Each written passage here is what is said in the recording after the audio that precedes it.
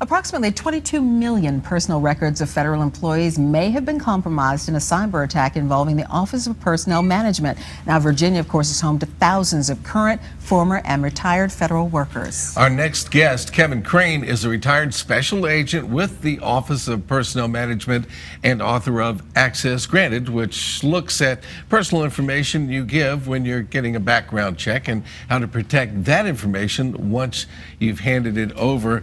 It sounds like you left a little bit too soon. You should have been there protecting us. Well, I'm going to try to do my best now. Okay, yes. Good. This is obviously something that is on a lot of people's minds.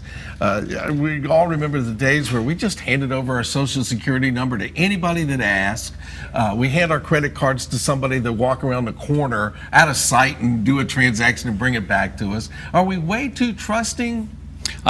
If you're doing that, you're absolutely way too trusting. Yeah. I would say do not do that, and be more vigilant today. This is one of those issues that has been in the news a lot lately. Our state attorney general issued a warning to people to pay close attention to their financial accounts. The Office of Personnel Management Director resigned her position on Friday. As Bill mentioned, we turn this information over all the time. How can we be more vigilant, especially if we're doing a background check? I looked at the background check on your website, 127 pages to get national security clearance. That's a lot of personal information. Can we refuse to give that information over in any case? Well, you can't refuse to do it. Of course, the government can also refuse to give you the security clearance or the job, but I can give you some tips that might actually help your viewers. One, what I would do is be proactive.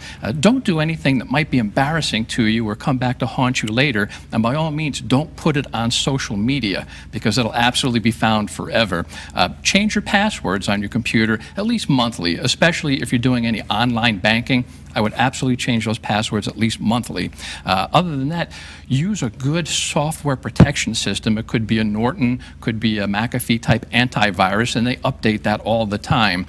The other thing I would do is, if you get an email and or an attachment that you're not familiar with, don't open it. You're just inviting the bad guys into your computer. And if you have a Social Security number, get something that will protect your finances, such as a LifeLock. I use that for my whole family. I have for years. Even my 2-year-old twins have it, and my 6-month-old son. It's a junior program, but they have Social Security numbers, and I'm not going to allow someone to hack in and get those and open up accounts. Step one was don't get in trouble. I have 19-year-old twin sons, so that's to y'all. But those of us who've already passed that awkward 20-something where we do things we might regret later, obviously it's too late to turn back the clock on that. Do we have to disclose all of that stuff? When the government, or really any job, should ask you to fill out not just an employment application or a security type application or background check, absolutely always be honest. Number one, sometimes the dishonesty aspect of it, the falsification, if you will, is oftentimes worse than the actual deed that you did. But nowadays, the government uses what's called mitigating circumstances. They look at the whole person concept, and they'll say, for instance, if you were stopped for a DUI as a teenager, how far back was it? Is that something that's continuing to happen today? Are you also likely to continue this type of action in the future?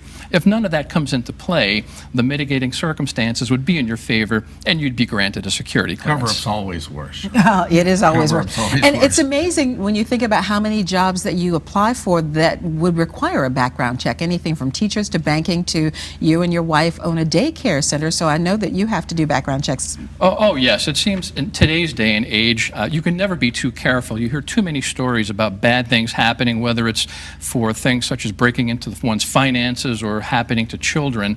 You absolutely have to do a background check, whether it's even just doing something with the state police or FBI fingerprints. We have to do that for all of our teachers, as well as even a child abuse check. So it's an important thing for an employer. We're almost out of time. You've got TIPS down, TIPS. What does that stand for? Total Information information provides security.